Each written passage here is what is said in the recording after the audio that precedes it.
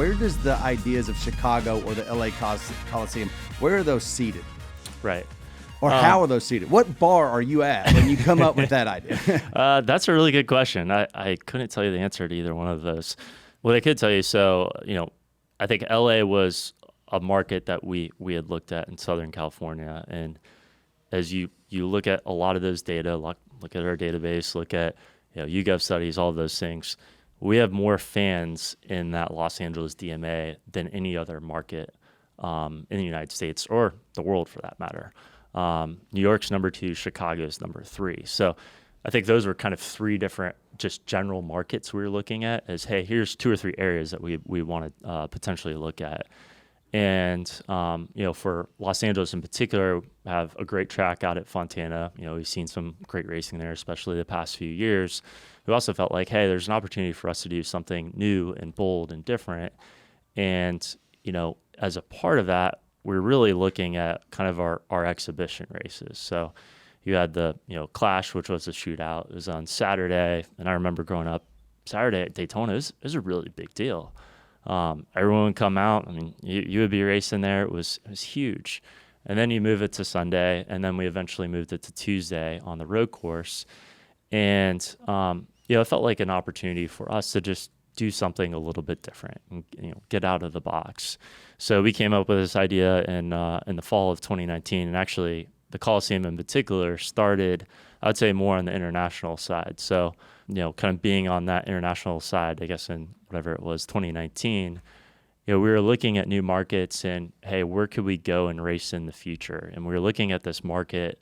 I'm not talking about the national series, it's creating a localized, series in a new market. We were looking at a market overseas, and it had 4 racetracks you could realistically race at. They were all road courses. You didn't have any ovals. And you had a ton of soccer stadiums and Olympic stadiums. And we're like, hey, this might be an opportunity. One of the people on the team came up with the idea of building a temporary track inside of it. So looked at it for a little while. That market ultimately didn't come to fruition. We're like, could we do something like that in the States? And we're thinking about the Los Angeles market, and then we bumped into the LA Coliseum.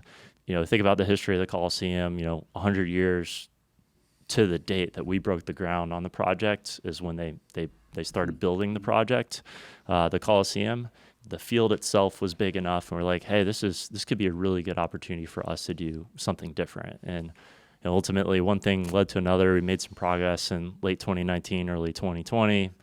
Obviously, a lot of things went on pause and hold during the pandemic, and then picked it up in 21. Is it realistic for that race at the Coliseum to happen year in, year out, as far as the economics of building that track and tearing it apart? Yeah, so I think to your earlier question, as we think about economics, that's something that we always look at, and our board certainly holds us accountable on. That race for us isn't about economics. It'd be great if it is, but it costs a ton of money to build a temporary track and then tear it all apart. So, I think the next couple of years we'll certainly be keeping our eyes on it. How does it perform from attendance perspective, viewership perspective, all of those things. But I think the big part of it is this year it was new, it was bold, it was different, felt like a success. I think the question will be is what does it look like in a year 2? For sure. Does it still have that lure? And how do we keep a lot of things that went well and then also introduce some new elements to it to keep it exciting? Yeah. So how much influence and involvement do you have in the Chicago street course? And that was a fun thing that iRacing had a role in, as far as being able to give you the opportunity to actually, virtually see what this could be. It felt like at some point that it kind of went away. Then it comes back, and it's actually happening in real life. We were in that market, in Juliet. And so that's, I know that there must be some feeling in NASCAR that we need to stay there. Like you mentioned it. Sure. You mentioned it as one of the big, the biggest markets for us is Chicago. How involved have you been in this project coming together? Yeah, I'd say, pretty involved along the way. And the kind of genesis of the Chicago concept happened around the fall of 2019. We met up with someone we worked with who had this idea in the past. And we we said, hey, this might be something that we'll want to explore in the future. We actually went out to Soldier Field. That was one of our first options for the Coliseum concept. How come that didn't work? Because NASCAR raced in Soldier Field. It did, yeah. And that was one of the reasons we actually looked at it, because they race, I think there was a cup race there in 1956, I want to say. It's actually pretty cool when we went in there. They had pictures of it.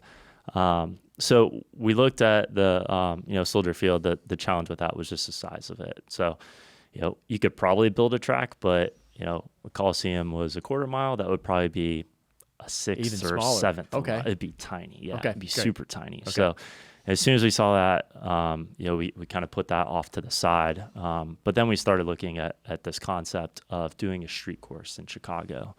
And that was, kind of similar to Coliseum. We made some headway. Obviously, pandemic went on pause. I think similar to Coliseum, we really kind of leaned into iRacing to be able to test out some of these new concepts. And that's where it came to fruition, because our sport has never done a street course race in our sports history, at least on the Cup Series side. We said, first of all, is it feasible? And I think a good way of testing it out before we put a shovel in the ground in the Coliseum or build a track out in Chicago is testing it virtually. So that's when we went out, we scanned the city streets in Chicago, and then they built that track. We did the race, which I think was June 2nd or June 3rd of last year, to be able to test it out, see how it went. And then I would say conversations really picked up after that, and then ultimately led to July of this year where we announced it. So what do you say to people who go, well, there's other street courses in other, wherever, right? In the country that are great street courses. And it's all about trying to be in that specific market for you.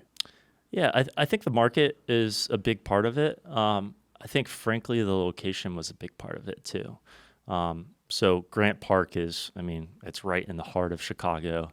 You have all of downtown Chicago kind of on your east and north side. You have Lake Michigan, which is, on your east side. Chicago's on the west side.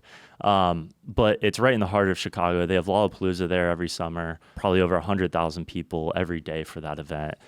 And as soon as we started exploring the concept of doing something in Grant Park, I think that was a big part of it, to be in the heart of Chicago and do an event like that in front of, so many people, and with the aerial shots that, you'll see on NBC next year are just going to be spectacular. So I think that was a big part of it. And we looked at other street courses and street tracks along the way. I think naturally we just kind of wanted, it's going to be our first event. We want something we can own, something that could be unique to us.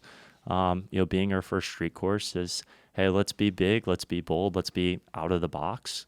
And as soon as this opportunity in Chicago, and in particular Grant Park, came together, we said, hey, this is a great opportunity. Let's put our heads together and actually see if we can figure this out. So the logistics of doing all that, that was the one things that I find probably the most hard to wrap my brain around is you saying you want to own it. So this happening, beyond this year seems to be a big challenge. This is the way my mind works. But when you have a street course at an established street course, they understand how to put that street course together and then how to take it back apart. Sure. And they do this year in and year out for whatever series that's running it. And for this Chicago street course, this will be its first iteration. This will be the first time that any of this has ever happened.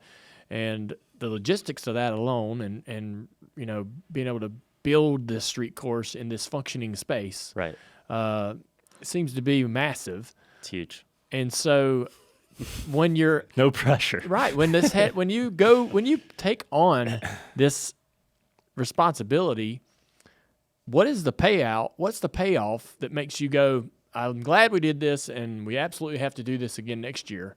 Because it seems like to me that if I would probably get to the end of it and go, I'm glad we did it. Yeah, it's a big deal, but damn, we're not doing this again. This was too much.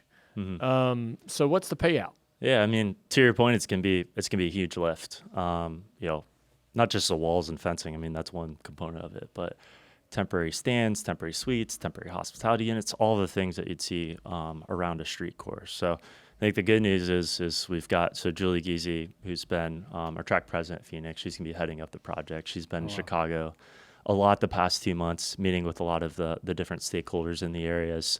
So she's going to be heading it up. And then we've got a lot of other really great consultants that have run a lot of these other street courses before. So I think we have some really good people working on this, which is fantastic. We have a event productions partner that's going to help kind of build it out and bring it to life. That's based out of Austin, Texas, that will also be a part of this. So I'm confident we have the right group of people to do it. And, kind of leading that team was the people that worked on, the Daytona project and the Phoenix project. So we've got a lot of really good people around it. It is a huge risk. Coliseum was a big risk. This is a big risk as well. So, it's a huge risk. There's a lot of challenges along the way. That said, for us to kind of create, again, something that's new and different and unique for us, to be able to engage a market like Chicago, have a lot of, fans that came out to, a Road America or Chicagoland come to that event, but then also a lot of new fans come to the event too. So, Coliseum, I think, is over 70% hadn't been to a NASCAR race before. Yeah. So if I were to guess, I think it'll probably be a lot the same. We'll probably have a lot of fans out there. A lot of people have been to NASCAR races. You'll probably have a lot of people that haven't been to NASCAR races. So I think that's the opportunity, and just, naturally being able, you can't really put a number or, value on it. It's not really tangible, but just doing a street race in the heart of a really big city, I think just kind of speaks for itself. This goes back to one of Dale's questions a few questions ago when he was talking about your leadership style and collaboration. Sure. Why or how is it, if you're going to be collaborative, what you've also opened the door to? A lot of people criticizing and a lot of people saying it's not going to work. And Dale, you saying you're asking a question about, how do you convince yourself to do it again? I don't think you ever allow yourself to do it the first time, because there would be so many people telling you that it's not going to work, or this is going to be the problem. You would convince yourself it's not worth the risk. You admit, Ben, that it's a big risk. So you're collaborative and you're taking big risks, which means you're opening yourself up to a lot of people chirping at you, podcast host, all these things, all these people sitting there with their opinions. How do you get rid of that and find yourself, or give yourself enough to go forward with a risk and shut out and compartmentalize all of the negative and the cynicism and the bad ideas and the constant chirping that you guys have to deal with? Yeah, and to your point, we're always going to have bad ideas along the way. You can't improve unless you fail along the way. And I'm not saying that Coliseum failed or Chicago is going to fail next year. We're going to make some ideas that work, and we're going to make some ideas that frankly don't work. But we don't know unless we really try at the end of the day. So I think it's kind of the opportunity around it. And, I think as we got together for the first time, and I guess it was 2019, and really put this scheduling group together of about 12 to 14 people, we all had thoughts and opinions and perspectives about, we should be racing here, we shouldn't be racing there, whatever it might be. We said, let's do our best to kind of put that off to the side and just look at data. Let's look at absolutely everything. And, granted, it's a ton to look at and there's a lot of opinions out there, but let's look at data and help that try to drive the decisions for where we go in the future of the schedule. So, to your point, there's certainly people that doubt it. There's people that are excited about it. That said, unless we actually go out and try some of these things along the way, we'll never know. And, there's no better way. And we kind of, we talk about tradition and making some of these big events. Well, if you think about a lot of the tradition that we have in our sport, it was rooted on innovation back in the day. Yeah. And going to a lot of these different things and running a 600-mile race and running, Bristol under the lights, whatever it might be. It was rooted in tradition. So, it'd be great to create our own traditions. I'm not saying that either one of these are going to be traditions for the future, but we at least have to get out of our comfort zone and be able to try a little bit. Did you like that conversation with Ben Kennedy? Well, you could listen to the entire podcast, because the Dale Jr. Download is available on all major podcast platforms.